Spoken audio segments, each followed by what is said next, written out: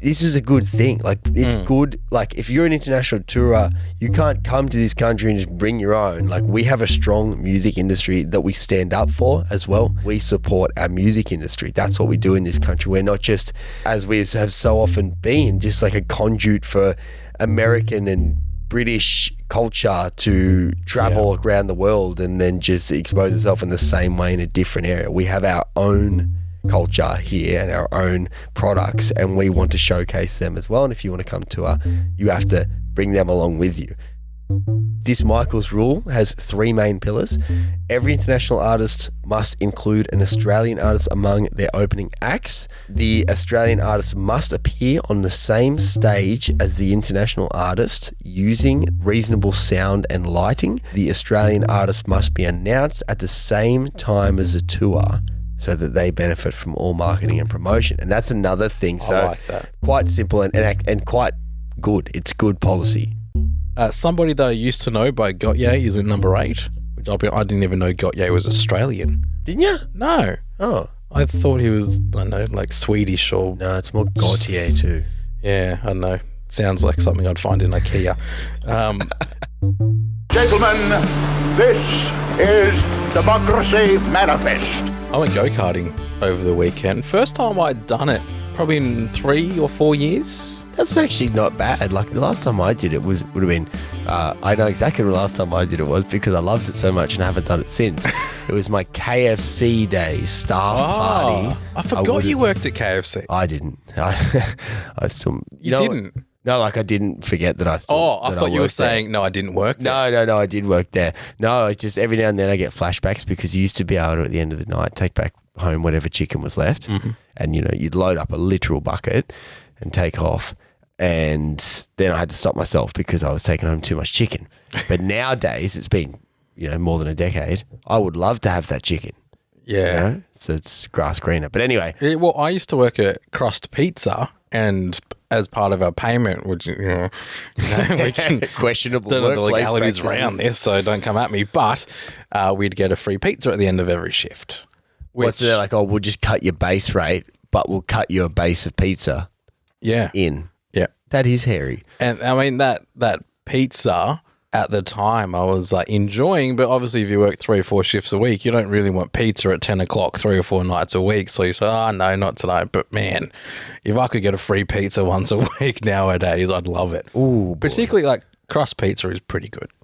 Yeah. I enjoy it. Crust is their great. peri is supreme. I know you're about to tell me no go-kart. pun intended. Well, actually, it's not a pun. It's a poorly layered joke. Like a bad pizza. Like a supreme pizza, because I don't like supreme pizzas. There we go. Not supreme at all.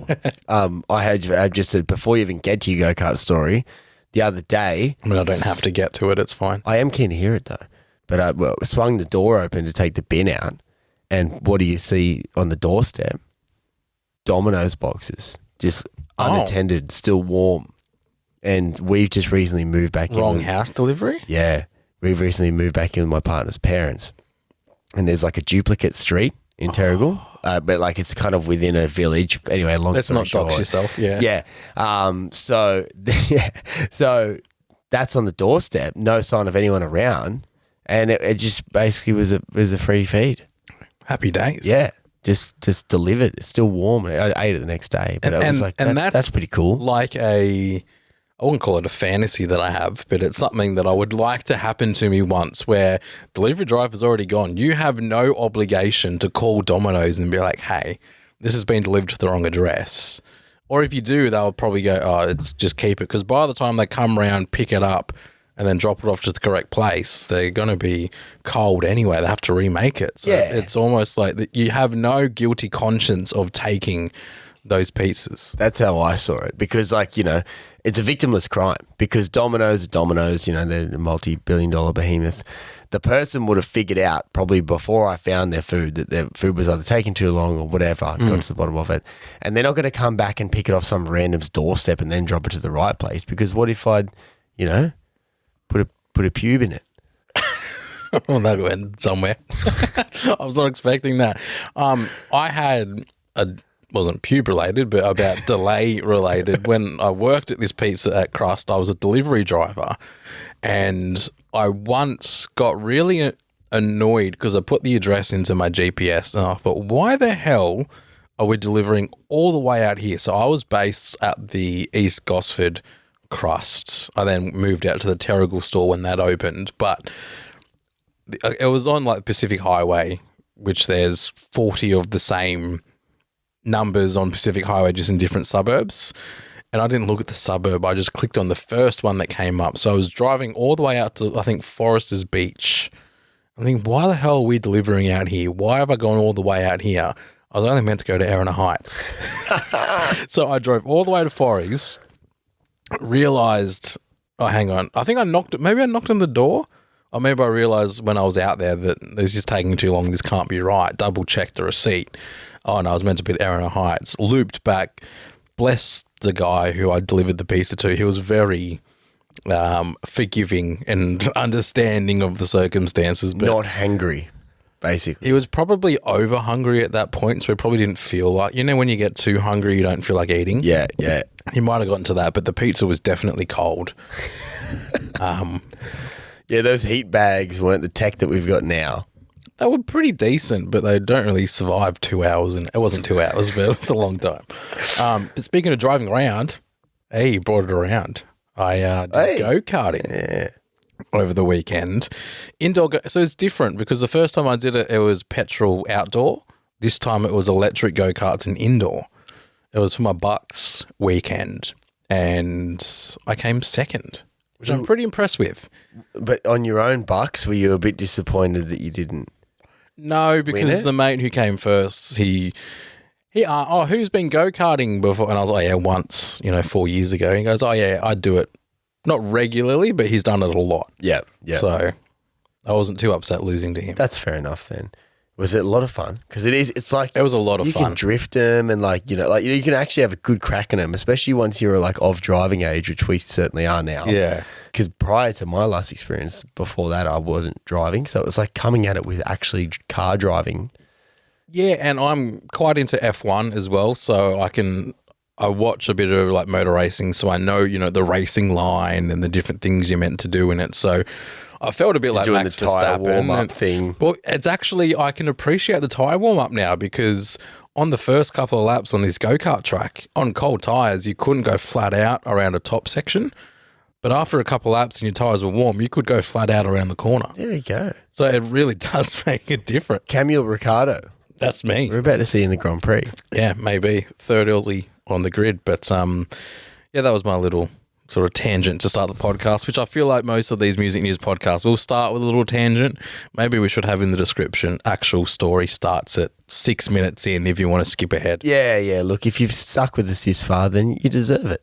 Good stuff. That's Cam's story. Yeah, but the format of these is that we're going to have a bit of a conversation around the topic as opposed to just straight up giving you the facts, which it was in our radio days. So yeah. We're starting with a conversation and a story, and then we'll move into the actual story. And we're interesting guys. We drive go-karts. We get free food delivered sometimes. Yeah. Surely. We deliver to the wrong doors. Surely that's enough for you. Yeah. Anyway, that was our stories. The story we are going to talk to you about tonight is well, it's not tonight, is it? It could be today. Could be this evening. Could be this morning. It's the radio hangover. So forgive us if they slip in over the next little bit, but we will work our way out of it as we do record now out of Sonora Studios. And this is a story about. Well, first of all, it's kind of born from a man named Michael, the late, great Michael McMartin. Now, this Michael McMartin was an artist manager, a legendary artist manager who led the Hoodoo Gurus for more than 40 years and spent a lot of time tirelessly advocating for policy surrounding music in Australia to help and benefit Australian artists.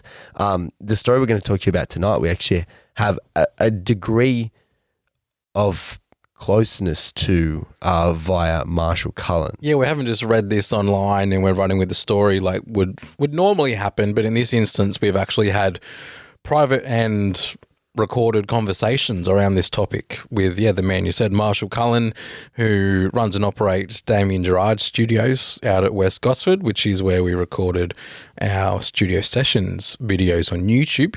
if you've checked those out. But he also works very closely with the Hoodoo Gurus as sort of their touring sound guy. Yeah, touring audio engineer. That's probably a better term. Goes with them. Yeah, but it is sound guy really, because I'm sure that is what audio engineers are really just called, sound guys. They're sound guys. But Marshall had told us about back in the noughties, in the 2000s, about the work that he did. And then seeing this story as well, you realise the connection to Michael McMartin. Obviously, they were both involved with the Hoodoo Gurus and have been for some time. In the early 2000s, they worked on something that was advocating for government. I'm not sure if it became policy, but it became the accepted norm of the industry, where they were saying, okay, well, if you're going to issue visas to artists that travel into Australia to do an international, or for them, an international tour to bring their music to Australia, they have to chuck a local act on as a support.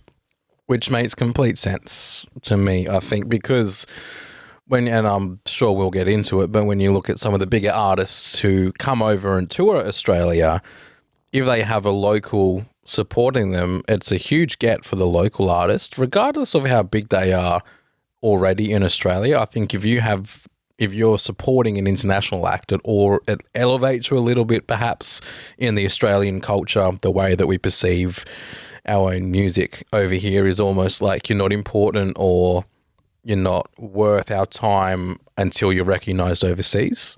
But then it can go the other way, is as soon as you're recognised overseas, you've gone too mainstream, you're too popular, you're too good, tall poppy syndrome, see you later. It's a really... We're such wankers. I know. Like, we honestly, we need to work on that. I hear so much, it's more in sporting culture, but, you hear post-match interviews with Australian sports people, and it's always, the team did well, I just put my performance for the team, blah, blah, blah.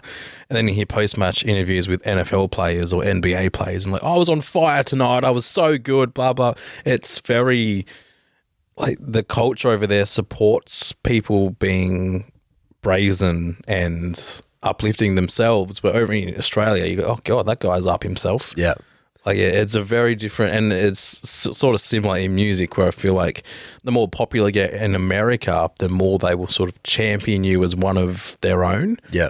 Where we should be doing that in Australia. And an act gets big in America, we suddenly go, oh, you think you're too good for us now? As opposed to going, yeah, they're one of us. Yeah, yeah. And then we just play heaps for American artists instead of Australian artists. But that's a whole different story, which we have spoken about. But it's sort of related in a way, though, because it's like, if we're saying you're not worthwhile until you're recognised in America, why then at that point do we cut them off as well, and then bring in American artists to play on our radio stations and on our ads and in our supermarkets? And we're going to talk about the ARIA charts, as part of this, and why that feeds into this problem that we have, where Australian artists, and the background to the story that we're talking about now, which is Michael McMartin, who we mentioned before. Michael's rule has been kind of formally proposed and introduced by the Association of Artist Managers in Australia here.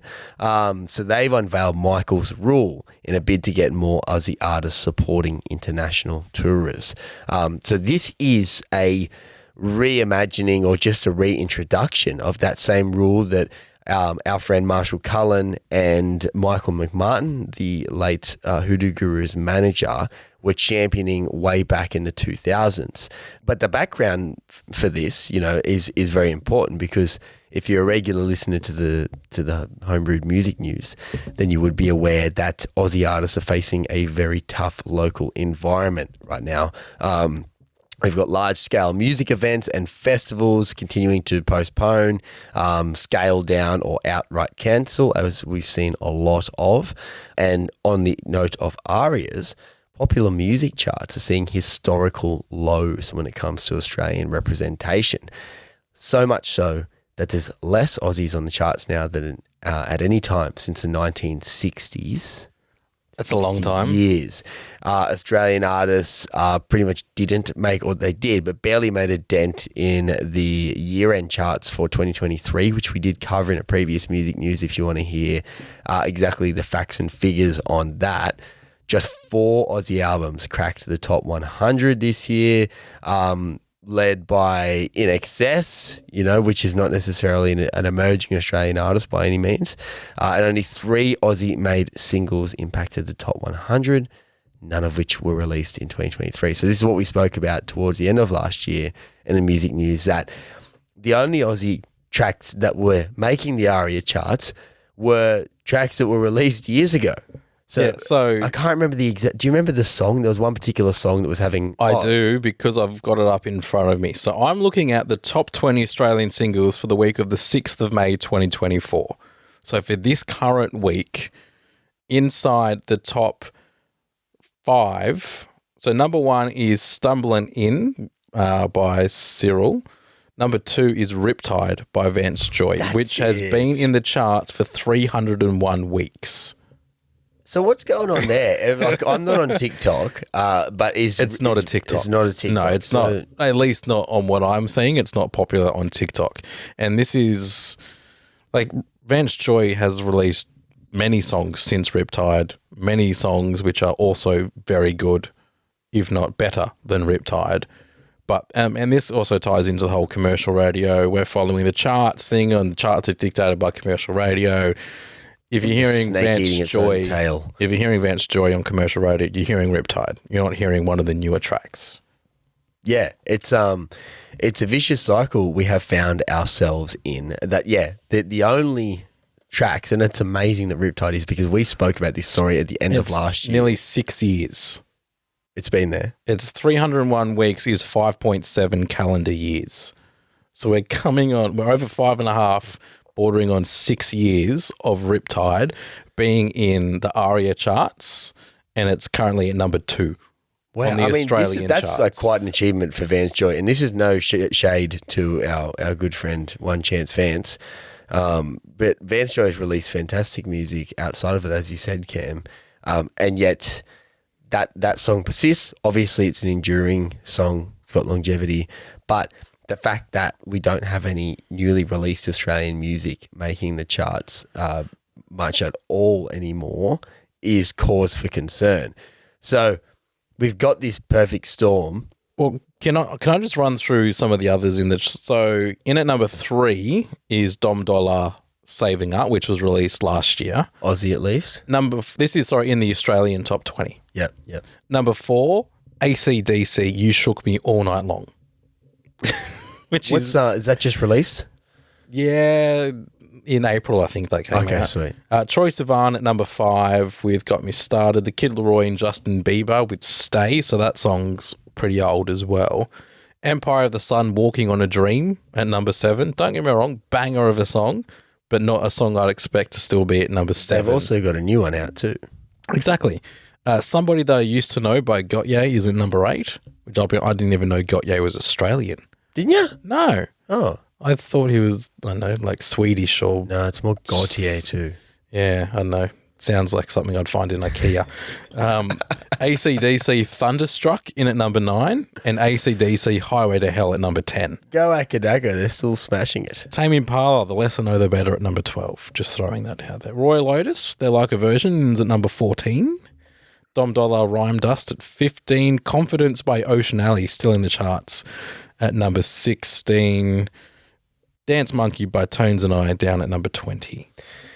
And and that is for this week. I'm not looking at ARIA charts released 5, 10, 20 years ago. That is for this week. Yeah, and the songs that you just listed are pretty much like the Australian Commercial Radio's Greatest Australian Hits compilation CD. Yeah. You know what I mean? Like they add one every year or two. Yeah. To it that just kind of gets on that heavy rotation, and every single other one of the thousands of Australian songs that are released that are of very high quality that might get a play here or there are just vetoed, or they don't even make it there and they just go back. And it's what I always wonder, right? Because we're not adding enough, like we're not adding enough year on year to sustain this. The people are dying quicker who like these music, like these songs, then they're adding new ones for the new generation. So is the whole model unsustainable? You know what I mean? Are all the listeners that know the music going to die before they actually add more music that people actually can relate to? Because, and that's not to throw shade at AC/DC or anything like that, but I mean the rate at which AC/DC is still played is overshadowing greatly the amount of music that's still added. And that's not sustainable, surely. But that they continue down that path. It's very safe. It's very non-innovative. But is that the role of a chart? No, but I mean, like the charts are the charts are a reflection of what's being played on commercial radio. I'm talking about commercial radio here. But then commercial radio say that they're picking their music based on the charts. Based on the charts, which they heavily influence. Yeah. So figure that out. And anyway, there's a whole lot more. You can go back on the on our podcast where we did talk about that specific issue in depth. But we're talking about Michael's rule. I was going to say, I guess this sort of ties into if you had Australian artists supporting, Taylor Swift when she comes over, because Taylor Swift's just dominating everything at the moment, particularly the ARIA charts as well. In fact, the first person to beat her at number one since her new album came out was Sabrina Carpenter, who supported Taylor Swift. So what argument does that potentially put forward for if Taylor Swift had an Australian artist supporting her? How would that potentially influence the music? Yeah. And the charts and the elevation of Australians in those charts? The point is, and it's not like, and we made this point previously, it's not that like people are like, oh my God, the charts are, the be all and end all of Australian music. I think most people, particularly of our generation, aren't influenced by the charts, but the charts also reflect how music is being consumed and how exposure is happening, more importantly. And the point that we're making here is that exposure for Australian artists is not high at the moment, because you couple this whole chart thing and the lack of recognition from a lot of parts of people involved in music in Australia, whether that you're a commercial radio station or Coles programmer for their playlists or whatever else, and the huge issues we're having with live events and festivals. We've had Falls Festival, Groove in the Moose, Splendour cancelled. Most recently, just last week or 2 weeks ago, Caloundra Music Festival in Queensland, which is a bit out of left field, but it's a really big one for that area. It's a really big one for regional Queensland. That's been cancelled too for 2024. This is happening regularly and the list is growing. So with every festival cancellation, that's a suite of artists, dozens of artists usually, and collectively hundreds of artists who are not getting that opportunity to play, which is A, a paycheck, but B, exposure as well. Then we're not seeing it happening elsewhere. It's not being reflected in the charts. So then you look at what is working in Australia at the moment. For whatever reason, it is the solo tours or the individual tours of international artists. And that's a question we need to ask separately, and it might be, the snake eating its tail again, reflective of that.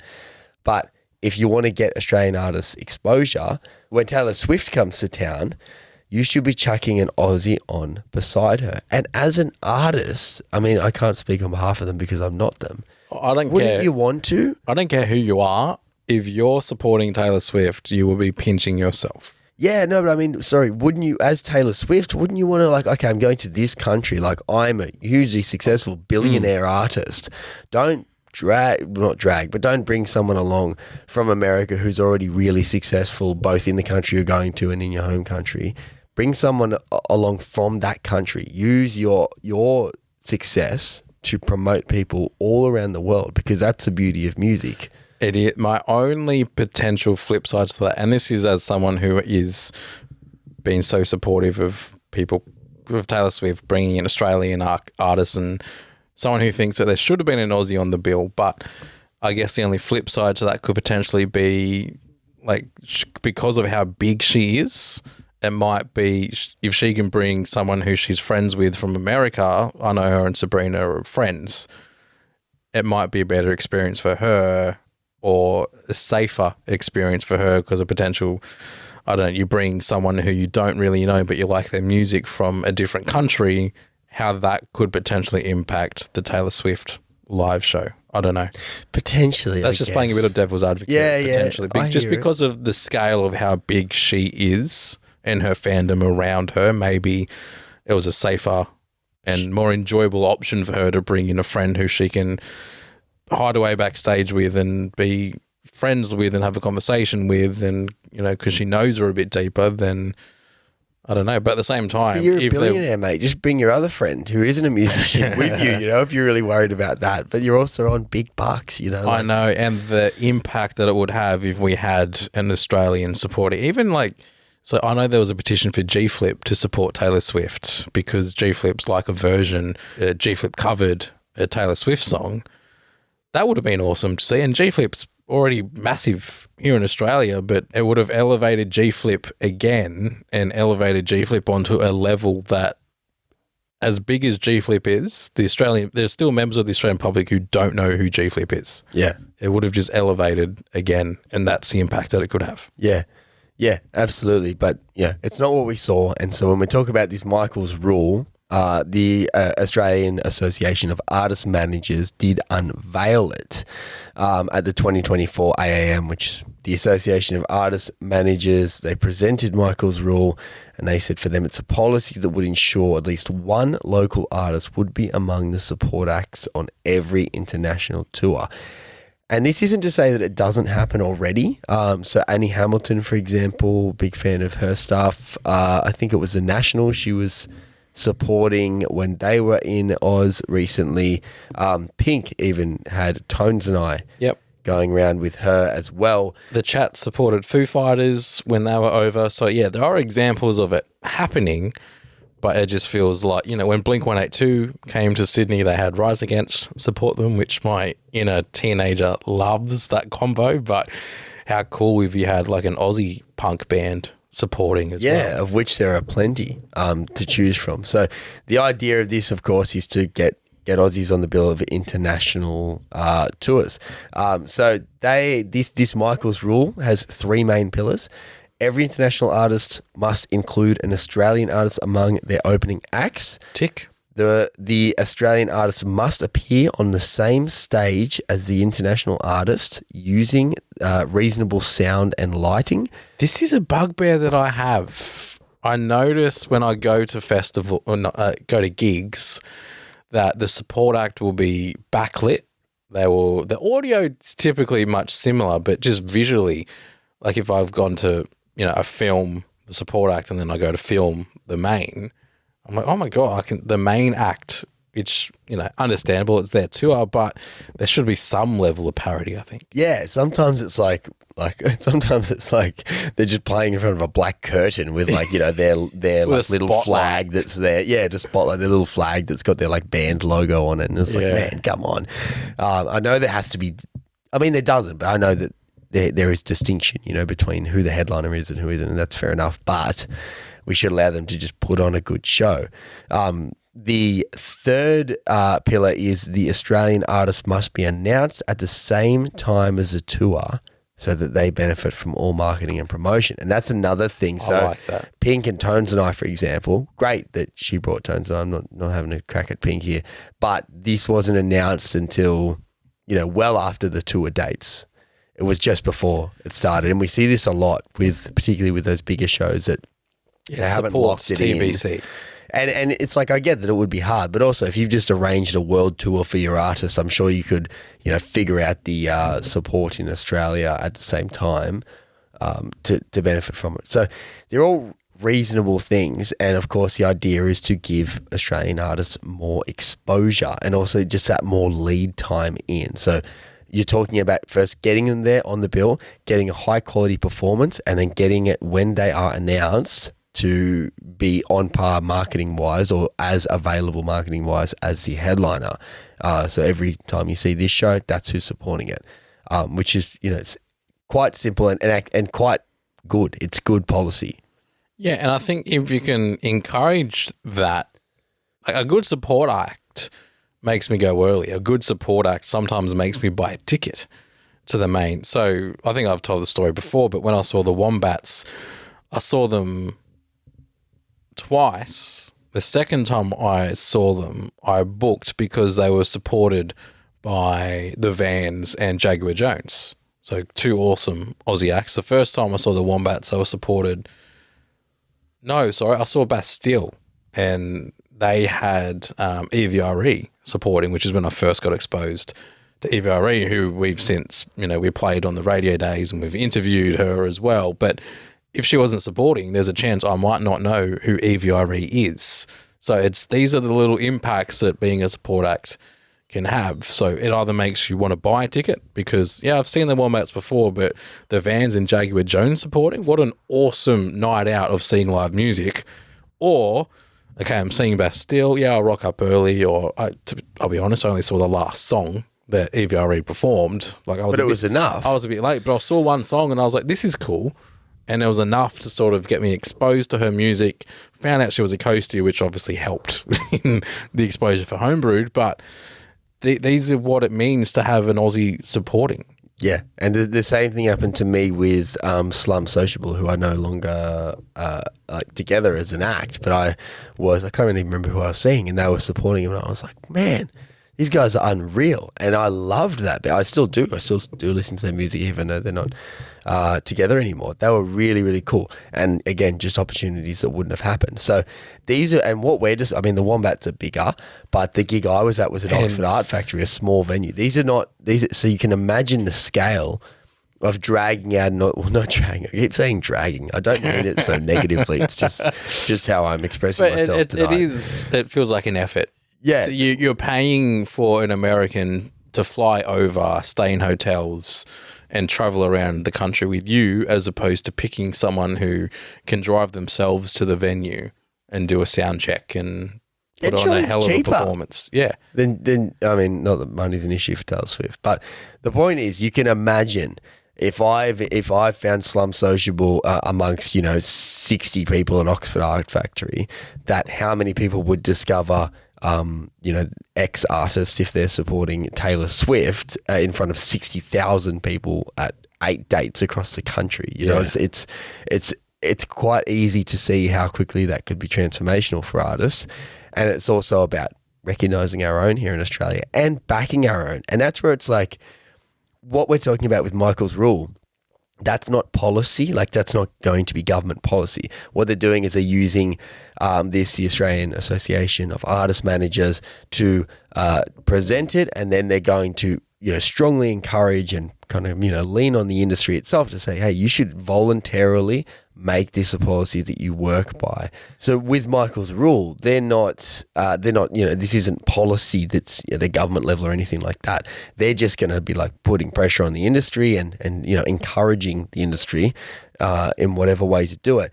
But this also goes into like, this is a good thing. Like, it's good. Like, if you're an international tourer, you can't come to this country and just bring your own. Like, we have a strong music industry that we stand up for as well, if you know what I mean. So yeah. It's got that to it as well. It's like, dude, you back yourself, back your own, present a robust policy that international tourists, if they want to come here, have to adhere to, because we support our music industry. That's what we do in this country. We're not just, as we have so often been, just like a conduit for American and British culture to travel around the world and then just expose itself in the same way in a different area. We have our own culture here and our own products, and we want to showcase them as well. And if you want to come to you have to bring them along with you.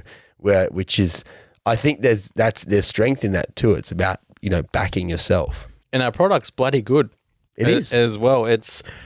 I would almost say, film and TV is probably the most heavily influenced by England and America. Comedy, I'm just sort of going through the different arts now. Comedy, I think there's a strong Australian comedy scene as well, but comedy, I think, can be very subjective in terms of, there's jokes about Australian culture. Obviously, an Australian's going to find that funny where an American doesn't. So it feels like Australian comedy can be elevated in that sense because Australians really understand it, where people from other countries might not. Australian music is very good. It is very strong. And it doesn't almost have that sort of identifier per se of, this is, I'm making a joke about a uniquely Australian thing. Unless you're the Chats.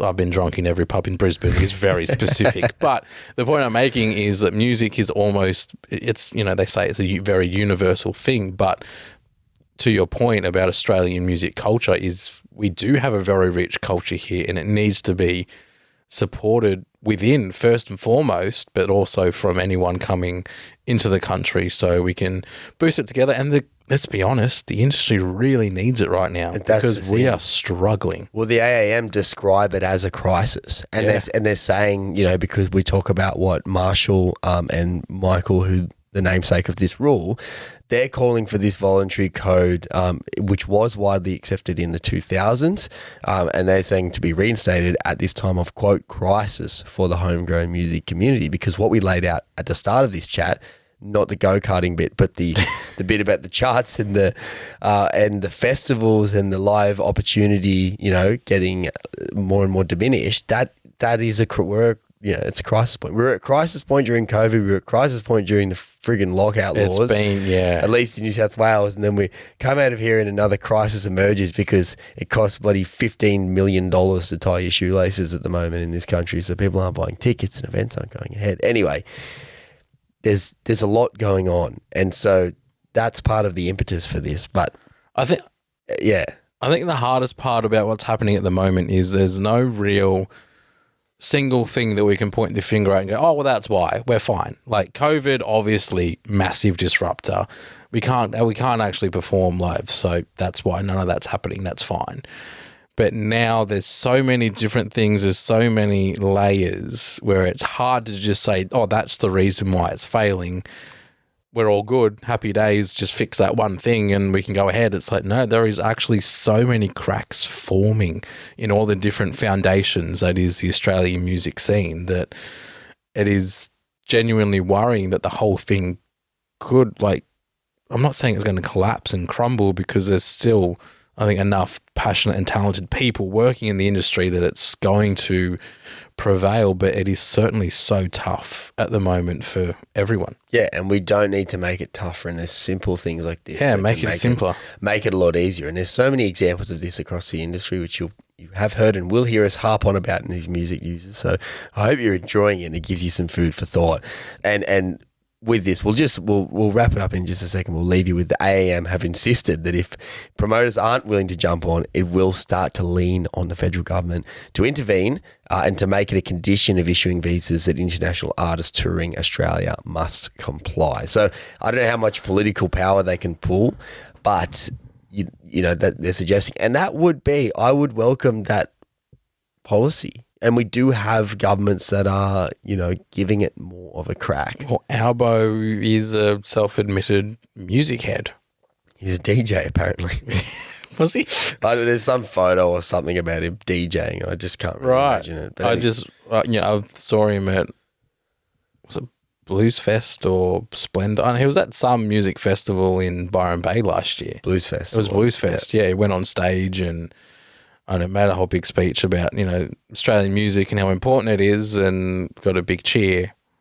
A bit like how, politicians parade around the Matildas and then don't give any real funding for football in Australia. It feels quite similar. Go the Mariners. Go the Mariners. But,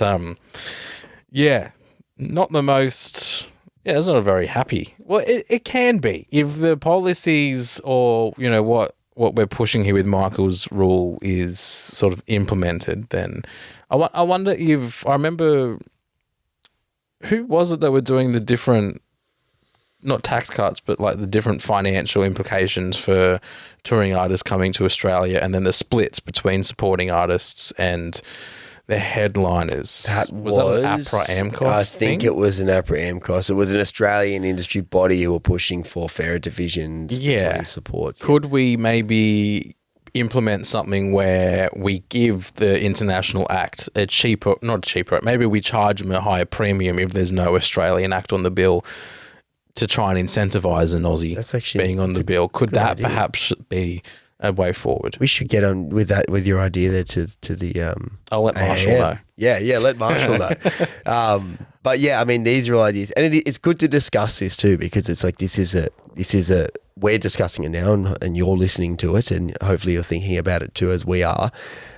But we need to be thinking about it. We need to be proactive, and we also need to be defensive of our industry and guarded of our industry, because it's really important that we do that for the growth of it, particularly in times of, quote, crisis, which isn't just a quote. I would 100% agree with that, and I'm sure you're the same, Cam. Yeah. But yeah, that's music news. We've gone from go-karting to fast food to Michael's rule. But food for thought. Take you around the track one last time. I tried to weave it all into one sentence. You did well. But I hope you have enjoyed that. I hope it did give you something to think about. And we'll be back with more stories next week. Or in a fortnight. We haven't decided. Yeah. We haven't finalised the format, if you can't tell. Yeah, but, true. We're still settling in here at Sonora. But we will be back with more, and every week there will be an interview at least you can look forward to on your feed on a Monday. But and of course, you can catch up with everything we're doing. www.homebrewed.au here on the podcast as well, or in our socials, Homebrewed Media. Put it into Facebook, Instagram, etc., and you'll find us there. But ta-ta, farewell. Bye. This episode of Homebrewed was produced by my good friend Cameron Smith, with a little sprinkling of meme or maybe doing something here or there as well. If you want to catch up with anything we're doing, it's www.homebrewed.au. And of course, all of our podcasts are recorded at Sonora Studios on Darkingjung Country. Thank you to Jack Negro, and we will see you next time. Ta-ta and farewell.